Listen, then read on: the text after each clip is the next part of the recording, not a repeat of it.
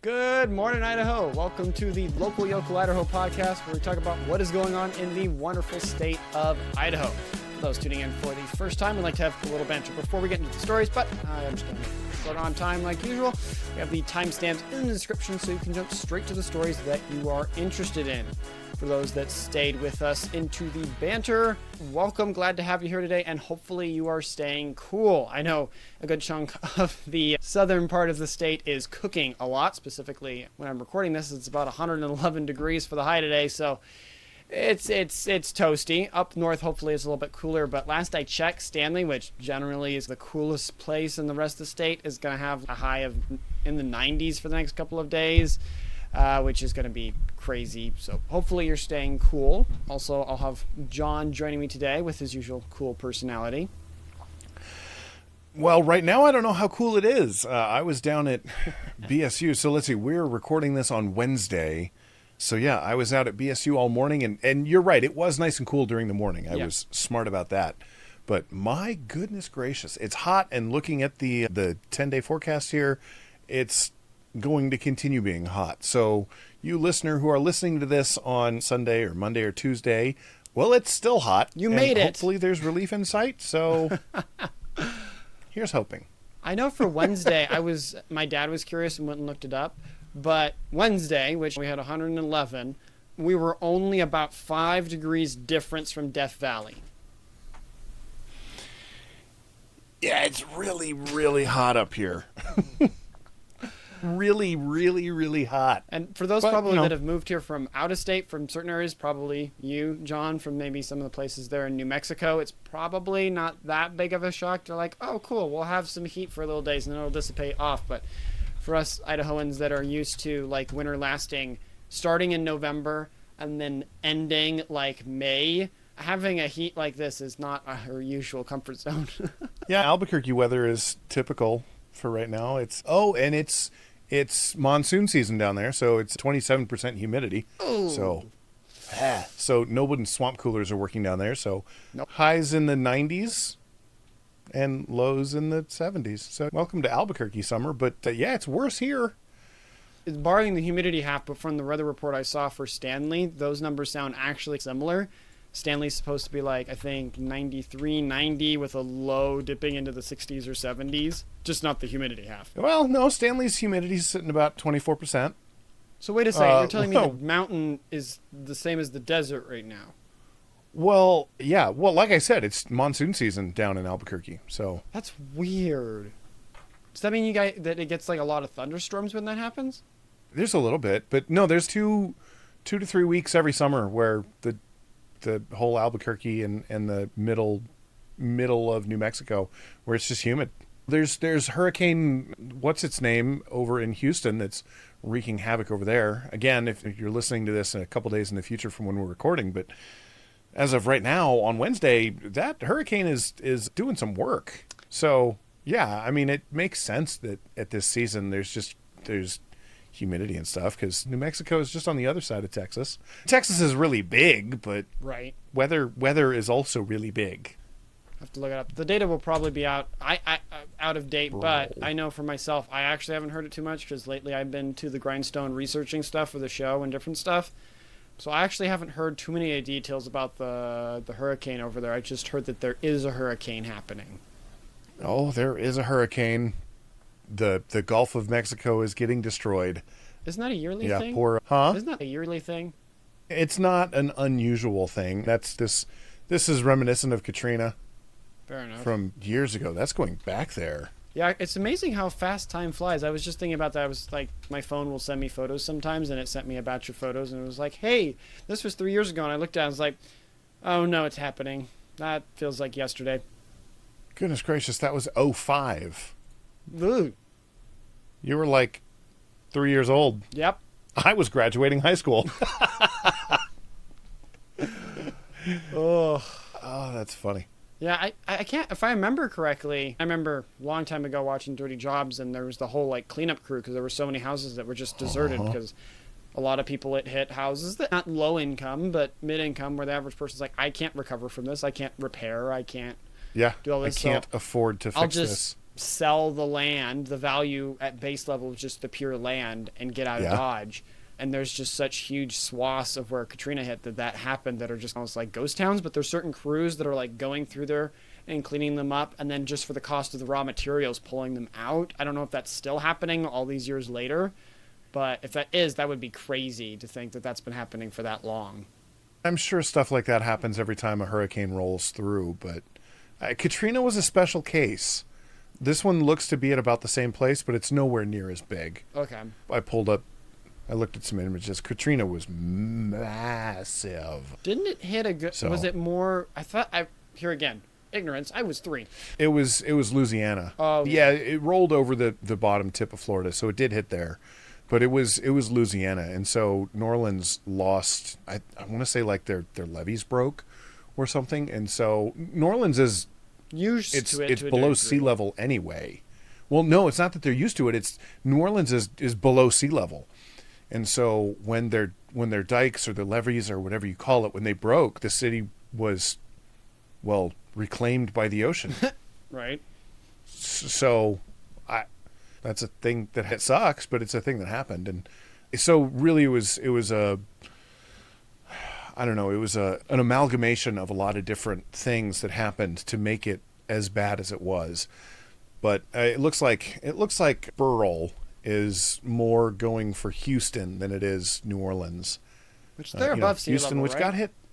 Yeah, Houston's above sea level, but also it's really flat. So they got hit a couple years ago too. So yeah, sucks to be in Houston. Sorry for anybody that's down there. I left the Austin area, and I'm okay that I missed all of those hurricanes. So yeah. Anyway. Yeah, I feel like oftentimes when you read through history about natural disasters, there's a point where sometimes it's like, hey, there was this natural disaster and we engineered accordingly and it was just that crazy. But then there's other instances, like the example you give of the dikes there or other things where in history it's just an example of God thinking, I sometimes wonder, but God thinking, oh yeah, you think you have this under control, you think you're safe and everything, but just realizing the raw power that creation in this world has sometimes. And when we think that we're like, oh, we've mastered it, that's when you have problems. Well, it reminds me of, and we've had this conversation before, it reminds me of Fukushima, the Japanese nuclear reactor that went under. And why did it go under? Well, because it was an amalgamation of a lot of different things. Amalgamation, is that the right word? A combination, maybe. Amalgamation is where you have a bunch of different things and you're almost like melding them together into something. Yeah, that sounds right. It's the wrong word, but whatever. I'm going to go with it. I'm tired. It works. Yeah, a conglomeration. Corporate. The conglomeration of weather corporations that took down. Right? Yeah, they all conspired against nuclear power. But yeah, there was a group of several things that all happened at the same time that caused a catastrophic event at the nuclear reactor. Right. So, right, like the hope is that you engineer enough that as those things start adding up, like you're able to handle but so many of them, and you hope that only but so many of them ever happen at the same time. Well, I remember there again, welcome to me just having way too much research time on my hands. I don't have it anymore, but I did at one point. I remember going out and reading a little bit about that situation. One of the key parts that I remember reading that was the main cause of that is that someone was stupid and decided to put the like backup generators for the pump below sea level. So it was like in this place, but they were below sea level, and so okay, fire at the backup generators, but they're completely flooded because they're below sea level and the water got into them. So part of the engineering marvel of Fukushima was that it was actually like the ocean helped cool it, or something. So the theory was really you wouldn't cool. have a water issue like Chernobyl or something. Well, Chernobyl they were pushing things a little bit and their experiment went bad. But the idea of, we ran out of coolant was like, we're not going to run out of coolant. Look, there's a massive ocean next to us. It's the ocean. It's not going anywhere. And then there was too much of it. Yeah. We are digressing a bit, but, sometimes that's a good thing. The area there, I remember reading recent reports, it's only a small area anymore that's quarantined around it.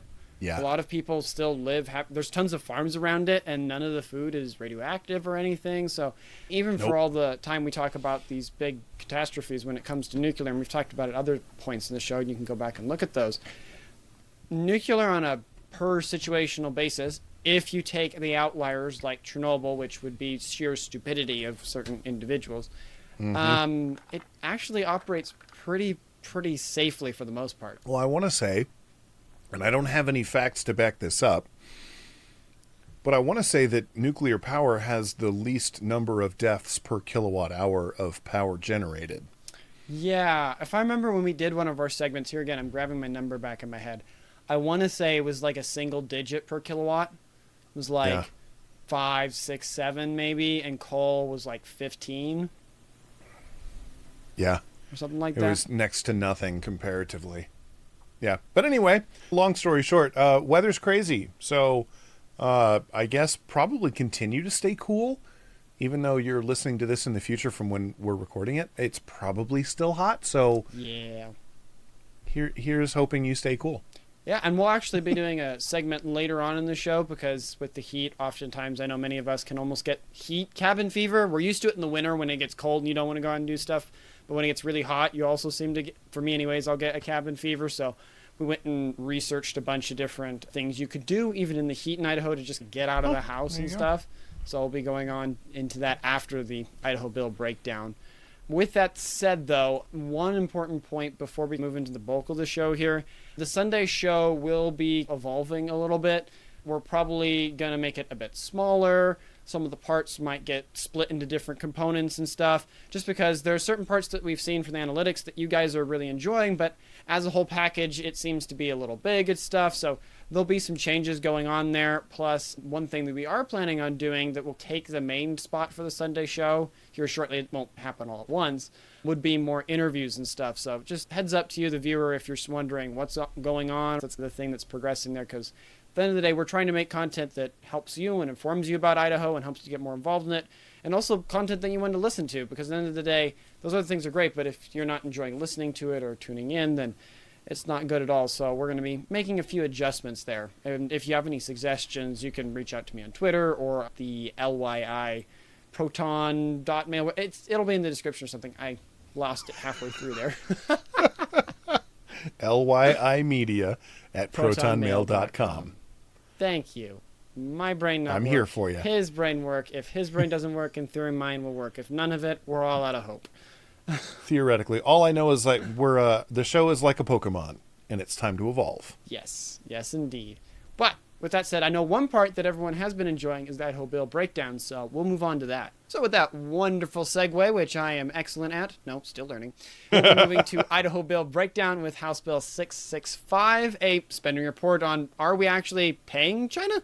This last week, as most of us have celebrated the 4th of July and our independence from Great Britain, that we are a free and sovereign country, that we also spend ourselves into death to ensure, look at our GDP to say nothing less there, but our foreign foes in recent centuries have gotten a little bit more sneaky. If you can't beat them, join them kind of being the phrase they've learned there, but in this case more by them.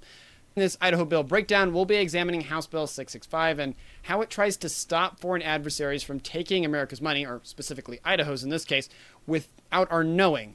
To do that, first we have to look at what the bill says, specifically on what the treasurer's doing with the bill. So I'm going to turn that over to John to explain. Right, so House Bill 665, which I want to make a slight note here that 665 is only one digit off from the devil, which is China. Anyway, goodbye to any of our viewers in China, because we're now banned there. Anyway, House Bill 665 requires the state treasurer to report on investments in foreign adversaries.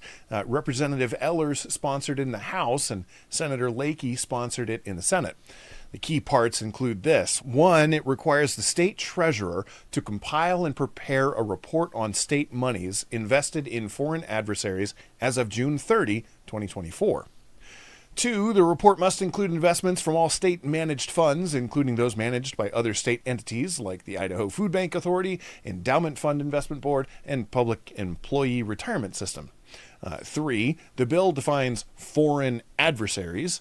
as countries like China, Russia, Iran, North Korea, Cuba, Venezuela, the Maduro regime, and Syria, or any other entity deemed by the governor in consultation with the adjunct general.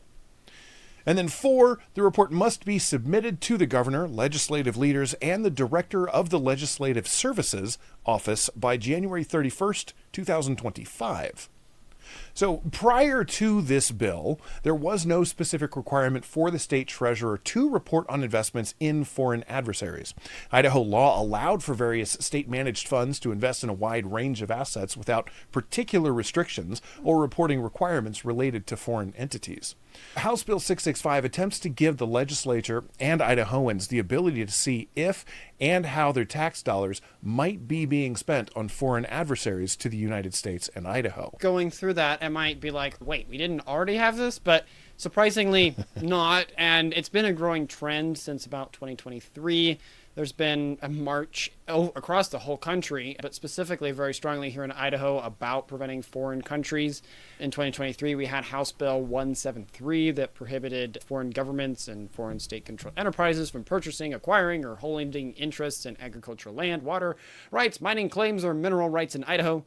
It was the first kind of one like it to restrict the ownership of certain key parts of Idaho based on the owners being outside the U.S.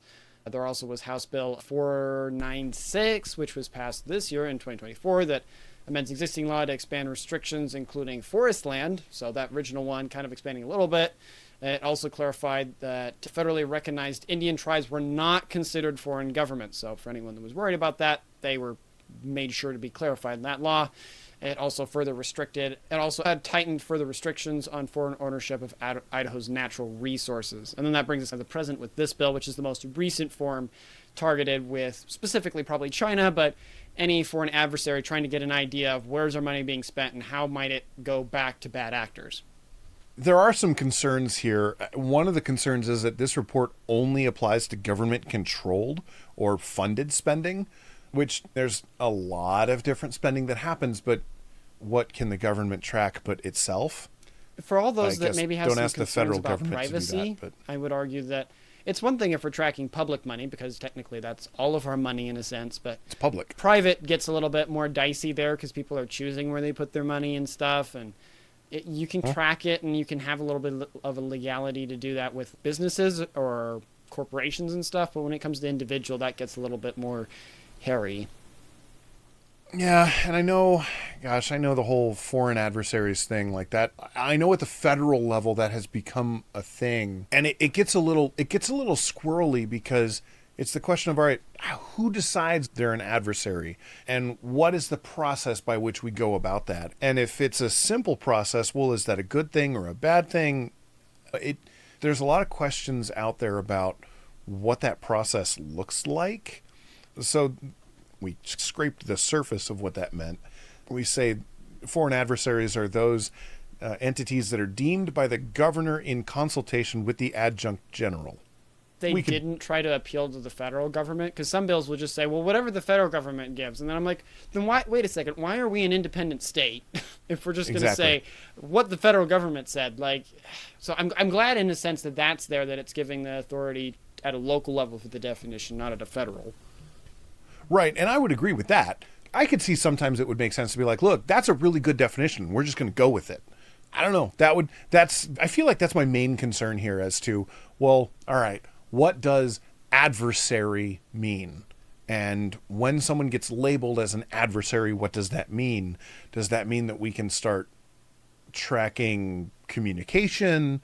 We can start, I don't know, like, what are the extents of that? Like the Patriot Act, there were a lot of, I'd say unforeseen consequences, but there were a lot of foreseen consequences that a lot of people didn't want to think about that have since come to fruition, and a lot of bad things have happened because of the Patriot Act. Right. And so looking at this, all right, so what are the third, fourth, and fifth order things that will happen based on this? That's what I'm thinking, because at the surface, this seems to make sense. Yeah, we don't want our government sending our money to people that we're actively at war with. That seems silly. But at the same time, we're not technically at war with anyone, because we haven't actually been technically at war with anyone since World War II. It gets into that So- weird. It gets into that weird world of, I don't know what it's called, but like asymmetrical warfare, modern warfare, where it's, well, we don't declare war anymore because that comes with basically restrictions, and Yeah. that comes with public issues and other things, and we only want to do that dire. So, especially with the advent of nuclear weapons and stuff, not very many countries anymore, which I think is a good thing. Not very many countries want to do toe-to-toe wars, right? It's always try to push here, try to leverage here economically, right? And finagle. You're just doing it on crazier scales than ever could have been imagined prior to World War II, because now we have an international market where you can really meddle in other people's stuff a lot more, because it's hard to do anything local to a degree because so many of the things are just spread so wide. As for what you're saying with the Patriot Act, I think on a national level, I totally agree. That was not good. It had certain implications that are still not good, where I think there was just a certain level of fear or patriotism, and we blindly walked into some stuff that we maybe shouldn't have. An important part of this, to clarify, is that yes, it is a bill, yes, it's passed, and that will have effects and stuff. It mainly is just saying, hey, Treasurer, you need to come up with an answer for where the money's going, because we're, as a body, we've passed this. We're interested in what's going on, where's the money going. But the curious part with all of that will then be how the legislature will react to that. Will it be that we need to crack down and pass more bills and things? Does that mean we need to tell the treasurer, the Treasury, to do different things with that? Does that mean that definition gets needed fleshed out more? Currently, what I'm seeing in that bill, like you said about the definition, kind of relies more on the sense of the governor and the legislature deciding it, which, if it's not just one person, if the legislature's having a say, I feel a little better with that, because at the end of the day, the goal of the legislature should be to reflect the will of the people and their interests. And if the legislature deems, yeah, as the will of the people, we see X country as a foreign adversary and we don't want our money to go to it, then that seems like a perfectly fine thing. But there again, I understand why that doesn't always happen, and there's some concerns there as well. Yeah, and gosh, I feel like it all boils down to what is, and we talked about this earlier, but what is the purpose of this bill? And if the purpose of the bill is to get a more clear picture of where our money is going right now, well, then we'll see. It might be, this bill might work really well. And like you said, time will tell if this does any good. I guess my concern is surrounding that language of adversary and what happens. What else can you do with that term? I don't know. I guess that's where my concern with this is. I don't know how founded or unfounded of a concern it is, because I think at its heart, like a lot of the legislation we've been talking about this session, at its heart, I really what this bill is trying to do. Right. I'm nervous about what could come of it. So I'll say the same thing I've said a lot of times. I'm hoping for the best. Well, for the viewer out there, I actually pulled up the bill here word for word, so if it's a little wordy, my apologies. It might get cut down in the edit. But cool thing is, if you're worried about a certain term for a bill, most times the legislature and committees have already thought of that, and so the bill literally will have a line or a subsection in it that defines the bill, or defines the definition. So if you ever hear someone that sits there and tells you, oh no, the definitions aren't exact, I say check the bill, because sometimes there's like a boatload of definitions in there, and you need to look at those before taking that stand. But the terms that it does have named in here are companies as defined, domicile, and then C is for an adversary. The title or the definition they have here means the People's Republic of China, the Russian Federation, the Islamic Republic of Iran, the Democratic People's Republic of Korea, the Republic of Cuba, Venezuela's regime, Syrian Arab Iraq Republic, and any other entity deemed by the governor in consultation with the adjunct general. The governor and the adjunct general may also seek the advice of the United States Secretary of State, the United States Secretary of Defense, or the United States Secretary of Homeland Security. That's the definition they give there. Also, if it's relevant, you have the definition they have here for state-managed funds. It means any short-term or long-term investment structure that is state-managed, state-run, state-controlled, or otherwise overseen by the state of Idaho, a state agency, state bond bank authority, or any other state entity established by law in which the state has primary discretion over or invested interest in. The term includes, but is not limited to, any fund that is subject to the purview or direction of the state of Idaho, or is populated wholly or in part with state funds, but is managed by a third-party entity such as a fiduciary. Such funds include, but are not limited to the following. So, certain amount that if the state directly controls it, then it has a say. But also if it's, say, a nonprofit that is like almost 100% propped up by the state to a certain degree. Idaho Needle Exchange, another interesting story there. We'll be getting into that later. That would actually apply to that, where the state will often have some nonprofits, but basically those nonprofits act as state entities because they get the majority of their fund, would be affected by this audit. Right. Well, and correct me if I'm wrong, but it seems like this bill is just for this next year. Yes. And once the report comes out, it's over. So that also lends to it seeming like a good bill, and it seeming like, again, depending on what the treasurer comes up with, it could be very valuable, or it could be a big old waste of everyone's time. But hopefully it's a good thing. I know in some ways some of the concerns, in a sense, have been founded. What was the bill here? What was the one with land? It was it was House Bill 173. I do remember before 2023 that there was large swaths of different parts of the central Idaho, certain forest area, or west of McCall, if I remember correctly, somewhere in that area. Don't quote me exactly.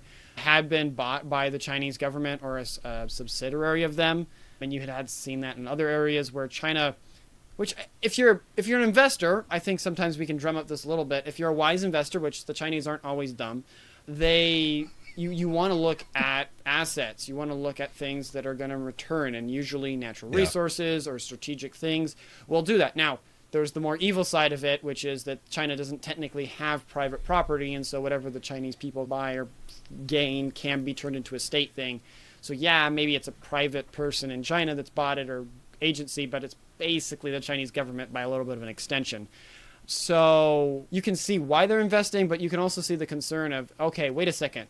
China owns this much forest area, and they own this percentage of this dam and other stuff. And it's, wait a second, they didn't even need to conquer or fire a gun here. They just keep legally buying up stuff, which on the international stage, because we don't live in the Wild West anymore, legally that can have certain implications on certain buyers and things. So in some ways, I think that first bill was a good step to be like, well, it's one thing if you buy and acquire land, but certain things that are important, state-controlled enterprises, agriculture, key resources, mining and minerals for just the United States and Idaho's security, restricting that ownership. I think I talked about it when it was happening, but I also think one thing that will be interesting with this, and is an element that I don't want to shoehorn it too weirdly in there, is that we get all uppity about foreign governments owning Idaho land and critical resources and stuff, but we don't get frustrated that the Fed owns 73% of Idaho or something like that.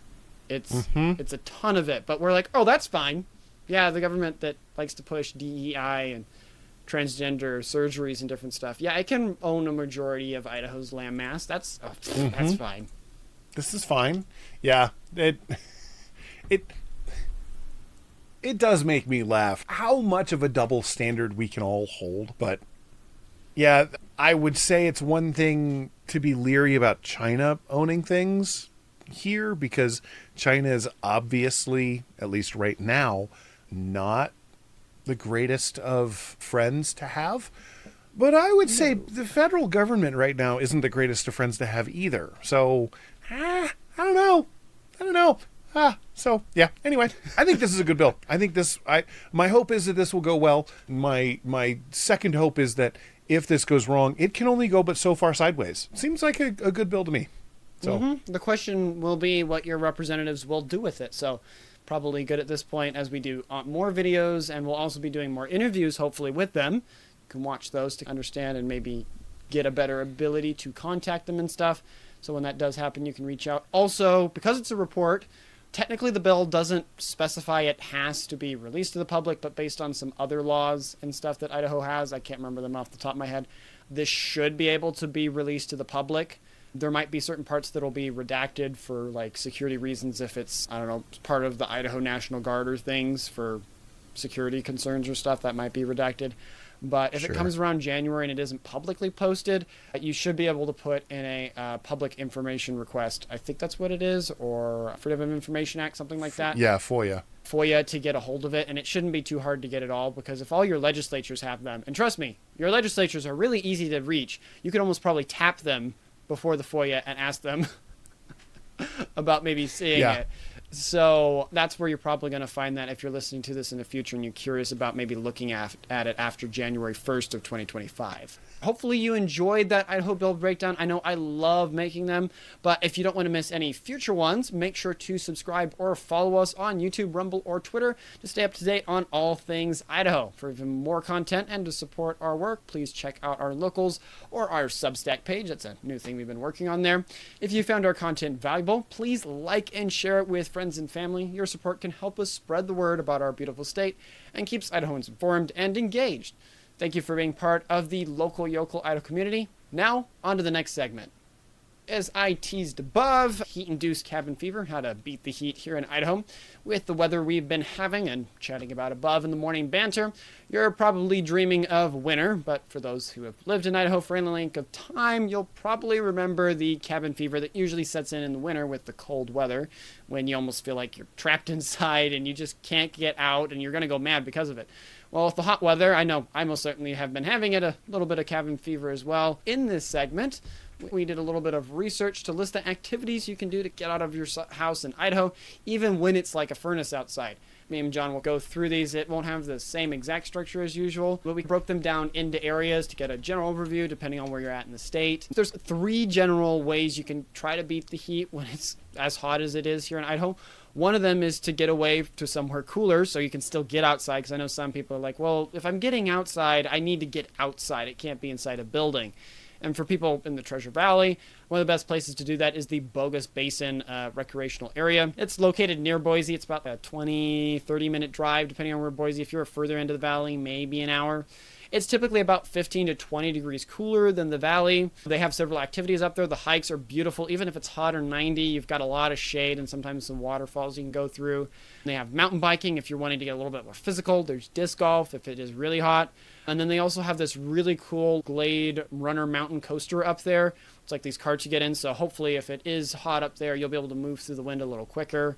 And then another one of those is the Sawtooth National Park there. It also generally runs about 15 to 20 degrees cooler. Granted, the high for it will be 90 if I remember correctly on this weekend, so it'll still be a little toasty, but they have a lot of very nice lakes. It's like something that you would see in Lord of the Rings, the beautiful mountains and a lot of beautiful hiking. So that's another cool place you can go to. And then over in eastern Idaho, John, I know there's a couple of cool places you can go to. Yeah, so you've got the Snake River Canyon, and you can explore the canyon's trails or enjoy base jumping from the Perrin, I don't know, come at me, bro. That bridge, wherever it is, whatever it is, base jumping is a pretty awesome thing. I've never done it, but air will be moving past you very quickly. Right? I've watched videos of people doing it, and it seems exhilarating, so there's that. But yeah, there's a lot to do up there. And then you have the Sun Valley area. So similar to Bogus or Sawtooth, it's generally a bit cooler than the rest of the surrounding area. So get up there and do some exploring. If you're further up north by the Silver Valley and just northern Idaho in general, there's the Heyburn State Park up there. Also offers camping and hiking and water activities. So hopefully you'll be able to cool off with those. Even if maybe the temperatures are a little hot, there'll be some shade. Another really cool one is the Tubbs Hill. I think I'm saying that right. Tubbs. It's a 165-acre natural area with some hiking trails and stuff up there, which also should be cool because you'll be in the shade and moving around. And generally the pine trees put off a little bit more cool air, especially if you're underneath the canopy. So hopefully that'll help to be something you can get you out of the house and it'll be a little bit cooler, especially if there's some other water things going on there. Which, speaking of which, I know one of John's favorite stuff is water-based activities. They're really great for cooling you down. It's almost like water's really great at conducting heat and moving it away from our bodies. I know here in the Treasure Valley, there's a lot of wonderful options. Yeah, so here the river is the biggest thing, the Boise River. In other areas of the state, and we'll get there in a sec, but there are lots of rivers and bodies of water here. So find one and get into it. It's great. Specifically here in Boise or in the Treasure Valley, you've got Boise River floating. This is a classic summer activity. Tubing from Barber Park to Ann Morrison Park. It's a great way to cool off. Although I will say, I've seen some reports that I want to say that the police are starting to crack down on parking. So make sure you check where you're parking and you're not parking illegally, because that would suck. Yeah, we put some links into the official Boise webpage there, which should have the most recent reports and stuff. Also, here again, it is a fun thing to do, but I do want to add the caveat because family-friendly show. I've heard some people mention the type of bathing wear sometimes that can show up there in the downtown area by the Boise River. So if you want to not worry about that with your kids, you might want to skip that one. There you go. Well, next thing you could do if you're skipping the river, you can go down to the Roaring Springs Waterpark. This is located in Meridian. It's right off the highway, and it offers numerous water attractions for all ages. There's also other things, where there's go-karts, and there's other stuff. Also, I found out, weirdly enough, before shooting this show, it is the largest water park in the Pacific Northwest, barring, I think, maybe one that's over in Seattle. So we get the joy of enjoying one of the largest ones. There you go. So go check out the largest water park in the Pacific Northwest, sans potentially some other ones that are bigger. But then, last but certainly not least, you've got city pools. There are any number of pools throughout the area, and some of them have more things to do than others. Some of them are small, but those are definitely great. And if you don't have one of those nearby you, well, see if your neighbors have a pool. And if they won't let you in, I guess just jump in and don't get caught. Or don't do that. That would be bad. We don't give any advice like that. If you do that, you are completely on your own. No. That's right. That was not. I am offering no legal or financial advice here. Don't jump in your neighbor's pool. And that also brings us over to eastern Idaho. There are some different waterfalls tours you can take there. You can visit the Falls Creeks there, or the upper lower Mesa Falls or Sheep Falls for some really cool scenic experiences. Eastern Idaho really does have the majority of the really big waterfalls in the state. So if you don't want to get in the water, but you want to be a little cooler, the amount of mist and water that's coming off them, not steam, because that would be hot. The amount of water that's coming off it. Right, usually can be quite cooling, so you can do that. Especially a lot of them have some cool parks that sit next to them, and you can maybe go and play a little bit and then cool off, get close to the falls. So that's something you can also do there. There's also a lot of lake activities. You can enjoy boating, fishing, and swimming. There's Henry's Lake or Palisades Reservoir. Hopefully I'm saying that right. I probably will get corrected by someone in the comments because, my goodness, Idaho sometimes has weird names. There's also Anderson Ranch Reservoir, which I know that one. That's a very high altitude one, and it generally runs a bit cooler as well. So you can go check that out because those are some pretty cool places. And then also you have the Shoshone Falls, which I forgot about.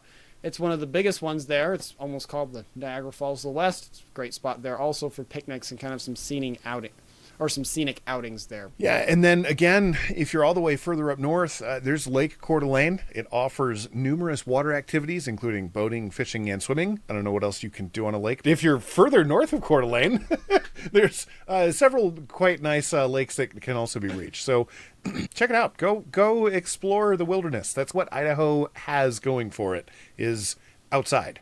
So go find some water and get in it. Again, don't jump in your neighbor's pool. Will be our new meme. Yes. But then indoor activities. So when it's hot outside, we do have these things called air conditioners, which kind of makes inside nicer to be in. So what have you found in the Treasure Valley, Tyler, that you can do inside when it's hot? Well, outside? One of the biggest things, especially if you're on the more educational family and likes to learn stuff, there's the Discovery Center in downtown Boise. Mm-hmm. It offers a lot of hands-on science exhibits and activities for all ages to really do there. I know I've gone a couple times with my family, and let's put it this way. It is hard to get through it in a day. There are so many things, and they're so interesting. And they're also moving different exhibits and different things out, so it's always cool to keep up with their website if something new's rolling through. So that's a really great thing you can do there. Also, if you're wanting something water-based, but also it's indoors, there's the Boise Aquarium, which features a lot of really cool exhibits. I know one of them, if they still have it, is they have these like big tanks that come around you, and they have the different stingrays, and you can reach down and pet the stingrays, and the stingrays know it, so they'll like swim by you and everything, and I think for a price or a charge, you can feed them and different stuff. So there's that really cool element there. Another one that's really popular is, I know, Jump Time, and specifically one I found that I didn't know about was Urban Air Trampoline Park. I think they have one of those like air tunnels where you can feel like you're weightless and go up in it. Also some different obstacle courses and trampoline stuff you can do. Another thing that will probably be air conditioned as best as I know, is axe throwing. That's another really cool thing you can do. There's a lot of those that have more popped up in the valley. And they're probably all over the state for that matter, but I've been to a couple here in the Treasure Valley that exist that you can do that. Or similarly, like indoor shooting ranges, because Idahoans love that. And if you're not really ready to go up to a full gun, there are compressed air gun shooting ranges. I know there's one here in Nampa that I'll link in the description below. But that covers us for the Treasure Valley. Switching over to Eastern for you. I was going to say, let me let me pop in another couple of those. There's things like bowling. We'll do that occasionally. That can be a lot of fun just to go to a different place. So bowling, it's the same idea as axe throwing. Right, there's Idaho Ice World. You could do ice skating. Right, you can go ice skating, you can go roller skating. Gotta be cold. There's also, so you mentioned the Discovery Center, which is in downtown Boise. You also have the Children's Museum, which is out in Meridian. So that one also is cool. So that's another one to check out. There's also the movies. You can go to a movie. There's the mall. You could go walk around the mall. So yeah, there's a lot of cool stuff you can do out there. Eastern Idaho, you also have things like, I don't know, Walmart. That's another one that we used to go to, is just go wander around Walmart. Also the library. Go check out your local libraries. Those are cool too. Assuming they don't have an age-restricted section now. Wink, wink. Well, if they do have an age-restricted area, well, then great. Just, it's over there and you don't go into it. That's great. But some libraries, I want to say it's the Garden City Library, does not actually have a quiet policy. Obviously, it's a library, so you're not trying to run through screaming. But if you have small children, you can go to the Garden City Library, and they're not going to crucify you if your children make noise, which is nice. Also, they have like board games and stuff there. So go grab a game and play it. It's fun. Right. Anyway, okay, back to Eastern Idaho now, on track. So there's the Museum of Idaho at Idaho Falls. This features interactive exhibits on science, history, and culture. So if you're an uncultured swine, go there and you can be cultured. Sorry, that's a Toy Story reference for any of you uncultured surprisingly, swine. I do get it. See, there you go. Woohoo. So then there's the Twin Falls Escape Rooms. So this provides interactive puzzle-solving experiences. And I'm sure there's others of those around. Ooh, that reminds me. There's also Nerfed, which is a thing you can do. You can just go play with Nerf guns. Oops. That's here in Boise. Yeah. Okay, back to Twin Falls. There's Skateland. That's a thing. Skateland. An indoor roller skating rink. So go do that. There's probably also a bowling alley or a Walmart. Right. Seems like every place has a Walmart. I remember I was traveling back east for something, and I was going through... No, it was Nebraska. And I stopped in this one town, literally in the entire town. Like you hear in the Western stories, you have a town and it's built around the railroad. Well, this town was built around the Walmart. That was like the only thing there. It took up 1/3 of the entire town. But hey, you had a Walmart. You did, and it's the downfall of all of those small cities. Anyway, we're not talking about that right now because that's just depressing. But what can you do in the Silver Valley, Tyler? So over in the Silver Valley, obviously there's a lot of different, one of them's a water park there. It's actually one of the largest indoor ones. It is part of the Silver Mountain Resort, and they generally keep the indoor temperature about 84, which yes, is a little bit higher than what you would have in your home, but at least it's an indoor water park. So not only are you having the water cooling you down, but also the temperature is 84 ambient. So combined with those two, it should be a pretty cool experience. Plus, it's indoors, so how bad could it be? Another element... Oh, go ahead. I was going to say, if you're getting in and out of the water, you almost want it to be a little warmer. Because if the water is cool and the air is cool, well, now you're just suffering and you're cold. So it's a little bit of a brain twister, but having your indoor area a little warmer actually works better with water. Right. Granted, I think one of the reasons they built that up there is because it's part of the resort. So during the winter, you can still do water sports in a sense. That's why it's 84 as well. But in theory, it works well in the summertime if you need to beat the heat a little bit. Similarly, also something if you don't want to get wet like myself, not a fan of it, you have the Crystal Gold Mine underground tours, also there over in Kellogg. They have partial outdoor days, but most of the tours in the mine, which is a lot cooler as you can guess, because the bowels of the earth seem to have a habit of being a little bit more damp there. Yeah. So key takeaway here is go to the mountains, go to the water, or go find some cool stuff to do inside. Yeah, and all of these, they'll be linked below. I know sometimes that's, you could do board games with family or stuff and different stuff like that, but sometimes you just need to get out of the house. If some of these resources doesn't quite fit what you're thinking of, or you're trying to find more of them, specifically for the hiking ones, a really good option is All Trails. It's like the Google Maps for trail stuff. If you have the paid version, you can take it on the trail with you. If not, you can look at it all for free on your computer, and then you'll just have to print out the map when you go out to hike. Like we've talked about, I think, in the midweek report for hiking stuff, just make sure you let someone know that you're leaving, so if you get lost, people can come out to come check on you. For water stuff, there's a lot of different options. I think most areas have public pools of some kind you might be able to check out, or some form of a water park. I know that Treasure Valley has a lot of them, just because I think, don't quote me on this, but I think the Treasure Valley has some of the hottest temperatures around the state usually, so we need those watery outlets. And then as for indoor stuff, there's always a myriad of really interesting things. There's probably like laser tag. Generally with the stuff that we gave here, we tried to stay away from arcade or screen related stuff, because you can look at screens at home, and it's good to get away from the screens if you can. So I try to find some stuff that was not screen related or arcade stuff. Which, sadly, that brings us all too quickly to the end of the show here. I hope you found it enjoyable and informative. If we missed any important points or got something wrong, please reach out to us via email at lyimedia@protonmail.com or on Twitter at LocalYocalIdaho. We appreciate your support and feedback as we work to bring you the most interesting and important stories across Idaho. That's all for now, and have a great rest of your week. Godspeed.